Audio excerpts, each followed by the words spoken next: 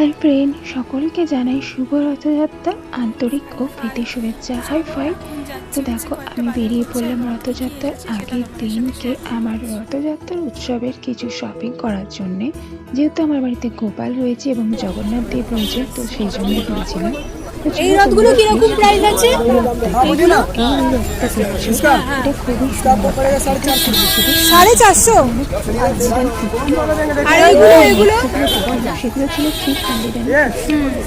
আরও বেশ কিছু রথ ছিল যেগুলোর দাম 600 টাকা, কোনটার দাম 300 টাকা, আবার কোনটা 200 টাকা, 100 টাকার রথও ছিল। তো যাই হোক, একটু অন্যান্য বাড়ির থেকে এবার দেখলাম রথগুলো খুব এক্সপেন্সিভ ছিল। তো এই যে দেখছো রথগুলো, আমার তো ভীষণ ভালো লাগছিল। আর আগে যখন ছোটোবেলা আমার রথ আর কি চালাতাম, তো সেই সময়টা মনে পড়ে যাচ্ছে।